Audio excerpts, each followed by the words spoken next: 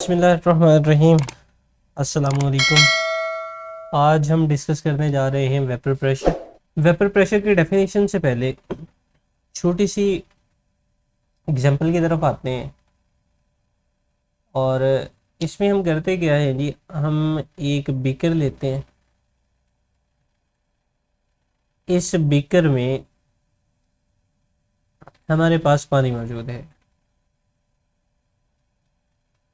जैसा कि हमने वेपोरेशन में कहा कि जो भी लिक्विड है ये continuously in state of motion होता है, यानी इसके पास काइनेटिक एनर्जी जो है वो मौजूद होती है और ये तमाम टेम्परेचर पर वेपोरेशन जो है वो जारी रखता है। अब यहाँ से जो मालिक्यूल वेपोरेट होंगे वो यहाँ से कहाँ पर जाएंगे जी, हवा में जाकर शामिल होते जाएंगे। लेकिन अगर हम इसी तरह का एक और कंटेनर लेते हैं और इस कंटेनर में भी हमारे पास यही वाला अगर लिक्विड मौजूद है, सिर्फ अब फर्क हम ये डालते हैं कि इस वाले कंटेनर को हम ऊपर से बंद कर देते हैं। इस तरह हम ऊपर से बंद कर दिया हमने। अब जब इस कंटेनर को ऊपर से बंद कर देंगे तो मालिक्यूल यहां पर भी वेपोरेट होंगे, लेकिन अब मालिक्यूल एवेपोरेट होने के बाद यहां से बाहर नहीं निकल सकते क्योंकि हमने ऊपर से इसको बंद किया हुआ है। अब होगा क्या, ये वाले जो मालिक्यूल एवेपोरेट हुए हैं ये या तो इस कंटेनर की दीवारों के साथ आकर टकराएंगे क्योंकि ये भी इन स्टेट ऑफ रैंडम मोशन जो है ये मौजूद होते हैं, या वापस आकर इस लिक्विड सरफेस पर आकर टकराएंगे। अब जब ये वाले मॉलिक्यूल इस लिक्विड पर आकर टकराते हैं, यानी जहां पर भी टकराएंगे, चाहे वो कंटेनर के साथ आकर टकराएं चाहे लिक्विड सरफेस के साथ आकर टकराएं, तो यहां पर ये क्या करते हैं कि ये प्रेशर एक्सर्ट करते हैं। सो यहां पर मॉलिक्यूल जब लिक्विड सरफेस पर आकर टकराए तो सरफेस पर इन्होंने प्रेशर एक्सर्ट किया। अब ये वाला जो प्रेशर जो लिक्विड जो है ये लगा रहे हैं इस लिक्विड सरफेस के ऊपर, इस वाले प्रेशर को हम वेपर प्रेशर बोलते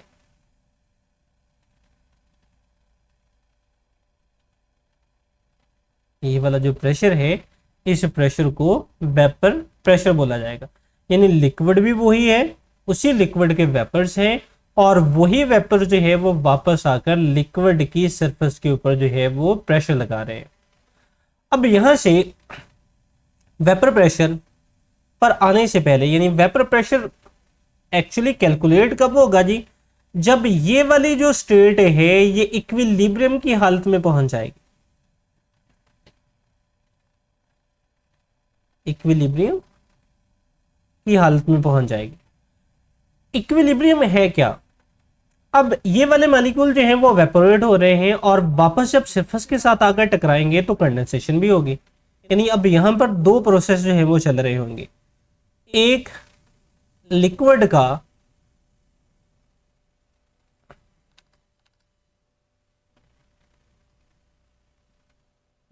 का चेंज होना वेपर में और दूसरा वेपर्स का चेंज होना लिक्विड में। यानी इस वाले प्रोसेस को हम बोलते हैं जी एवेपोरेशन और वेपर्स का वापस लिक्विड में आना, इस वाले को हम बोलते हैं कंडेंसेशन। अब जब ये दोनों का रेट बराबर हो जाएगा उस वक्त जो लिक्विड प्रेशर लगाएंगे इस सरफेस के ऊपर, उस वाले प्रेशर को हम वेपर प्रेशर बोलेंगे।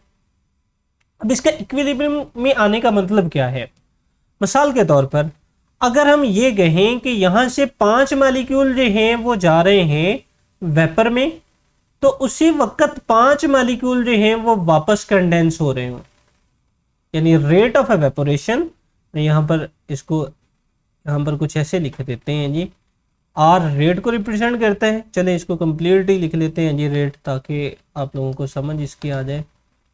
यानी ये आपके पास आ गया जी रेट ऑफ एवेपोरेशन वेपोरेशन को मैं शॉर्ट फॉर्म में लिख रहा हूं जी, is equal to rate of condensation. So जब ये दोनों बराबर हो जाएंगे तो इस वक्त जो प्रेशर लगेगा, इस प्रेशर को हम वेपर प्रेशर कह रहेंगे।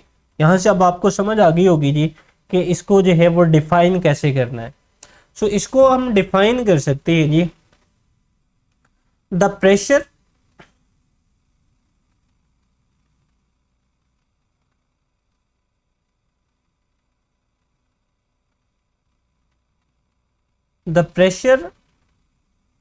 of the vapor of liquid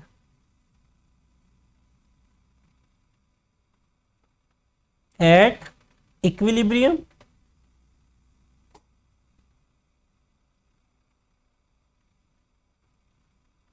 with the liquid surface at particular temperature. यानी किसी भी लिक्विड का एक खास टेम्परेचर पर अपनी इक्विलिब्रियम की हालत में अपनी ही सरफेस के ऊपर लगाए जाने वाले प्रेशर को हम वेपर प्रेशर कहेंगे। सो ये इसकी डेफिनेशन और इसकी डिटेल जो है वो हमने यहाँ पर देखी। अब इस पर जो फैक्टर अफेक्ट करते हैं जी, उसके बारे में हम थोड़ा देख लेते हैं कि कौन कौन से फैक्टर जो है वो इस पर अफेक्ट करेंगे। इसको हम ऊपर की जानब कर लेते हैं जी, और यहाँ पर इसके फैक्टर जो है वो हम डिस्कस कर लेते हैं। इसमें पहला फैक्टर जो है हमारे पास है वो है नेचर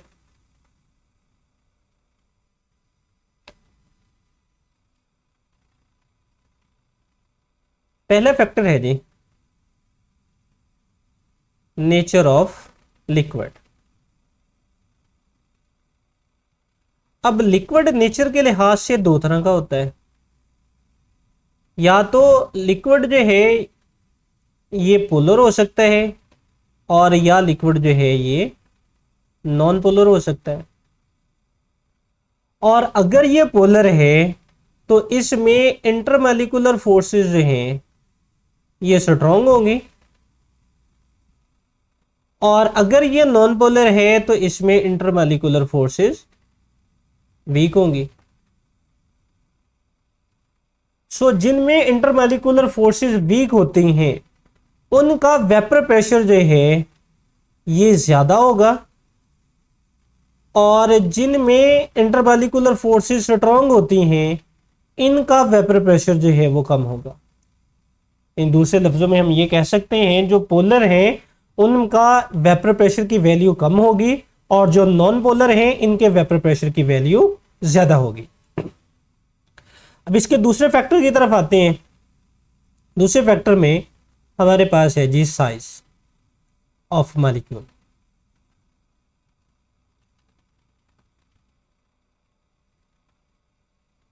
साइज ऑफ मॉलिक्यूल भी वेपर प्रेशर पर डिपेंड करता है। अब साइज के लिहाज से हमारे पास मॉलिक्यूल जो हैं या तो वो बड़े साइज के हो सकते हैं यानी बिग साइज मॉलिक्यूल हो सकते हैं जी, या वो स्मॉल साइज मॉलिक्यूल हो सकते हैं। अब जो बड़े साइज के मॉलिक्यूल हैं उनका रेट ऑफ एवेपोरेशन जो है वो कम होगा एज कंपेयर टू जिनका साइज जो है वो छोटा है। मिसाल के तौर पर हमारे पास है डिकेन C10H22, इसको बोला जाता है डिकेन। और स्मॉल साइज मॉलिक्यूल में फॉर एग्जांपल हम ले लेते हैं हेक्सेन C6H14, इसको बोलेंगे हेक्सेन। अब हेक्सेन का मॉलिक्यूलर मास भी कम है, साइज इसका छोटा है, क्योंकि हमारे पास जो साइज का मापने का तरीकाकार है जी वो इसका मॉलिक्यूलर मास है। अब हेक्सेन का मॉलिक्यूलर मास जो है वो कम है as compare to the decane. So इसका क्या मतलब होगा जी कि डेकेन का वेपर प्रेशर जो है वो कम होगा as compare to the hexane. तीसरे और लास्ट फैक्टर की तरफ आते हैं और वो है हमारे पास टेम्परेचर।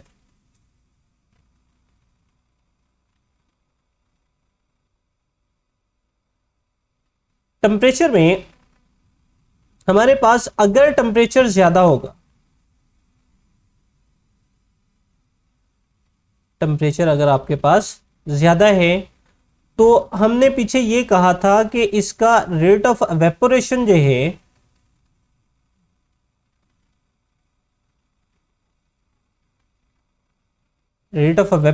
है ये भी ज्यादा होगा। अब जिस मॉलिक्यूल का रेट ऑफ एवेपोरेशन जितना ज्यादा होगा, उसकी जो वेपर प्रेशर है वो भी ज्यादा होगा। सो इसका क्या होगा जी, वेपर प्रेशर की वैल्यू भी ज्यादा होगी। सो अगर आपका टेम्परेचर जो है वो कम है, सो टेम्परेचर के कम होने से एवेपोरेशन जो है वो भी कम होगी, और जब एवेपोरेशन कम होगी तो इसका मतलब है जी कि आपका वेपर प्रेशर जो है ये भी कम होगा। सो ज्यादा टेम्परेचर के ऊपर वेपर प्रेशर की वैल्यू ज्यादा होगी और कम टेम्परेचर के ऊपर वेपर प्रेशर की वैल्यू कम होगी। सो आज के लेक्चर में हमने डिटेल स्टडी की वेपर प्रेशर और इसके अलावा जो है वो इस पर असरअंदाज होने वाले फैक्टर्स के ऊपर जो है वो बात की, जो कि 3 फैक्टर्स हैं ये हमारे पास, nature of liquid, size of molecule और टेम्परेचर। आज का लेक्चर हमारा यहाँ पर ख़त्म होता है जी। अल्लाह।